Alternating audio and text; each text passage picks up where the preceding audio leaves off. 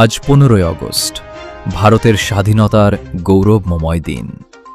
দক্ষিণ 24 পরগনা জেলার ক্যানিং পূর্ব বিধানসভার দাহারানি মাদ্রাসা ইমদাদুল উলুমের পক্ষ থেকে যথাযোগ্য মর্যাদা ও উৎসাহ উদ্দীপনার মধ্য দিয়ে উদযাপন করা হল ভারতের ৮০তম স্বাধীনতা দিবস। ১৯৪৭ সালের ১৫ আগস্ট দীর্ঘ আন্দোলন, সংগ্রাম ও অসংখ্য মানুষের আত্মত্যাগের মধ্য দিয়ে ভারত ব্রিটিশ শাসন থেকে স্বাধীনতা অর্জন করে। এই স্বাধীনতা একদিনে আসেনি। বহু বছরের আন্দোলন, প্রতিবাদ, কারাবরণ এবং আত্মত্যাগের ইতিহাস জড়িয়ে রয়েছে ভারতের স্বাধীনতার সঙ্গে। এই স্বাধীনতা সংগ্রামে হিন্দু, মুসলিম, শিখ, খ্রিস্টান সহ বিভিন্ন ধর্ম ও সম্প্রদায়ের মানুষ কাঁধে কাঁধ মিলিয়ে লড়াই করেছিলেন।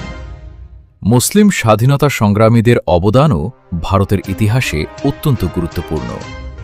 স্বাধীনতা সংগ্রামের অন্যতম সাহসী নেতা ছিলেন মৌলানা আবুল কালাম আজাদ।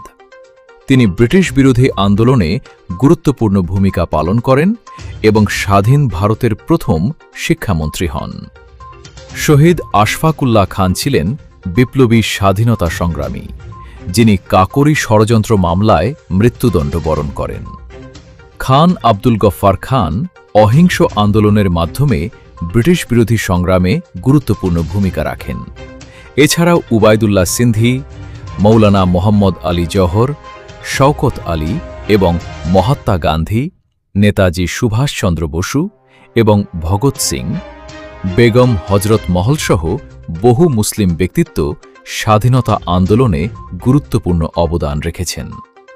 তাঁদের আত্মত্যাগ আমাদের মনে করিয়ে দেয়, ভারতের স্বাধীনতা কোনো একক সম্প্রদায়ের অর্জন নয়, এটি অসংখ্য মানুষের সম্মিলিত সংগ্রামের ফল।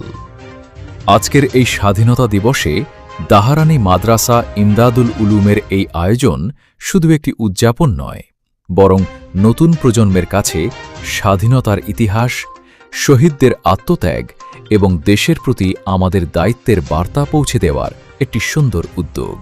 আসুন, ধর্ম বর্ণের ভেদাভেদ ভুলে আমরা সবাই দেশকে ভালোবাসি, দেশের সংবিধান ও সম্প্রীতিকে সম্মান করি এবং স্বাধীনতার মূল্যকে হৃদয়ে ধারণ করি।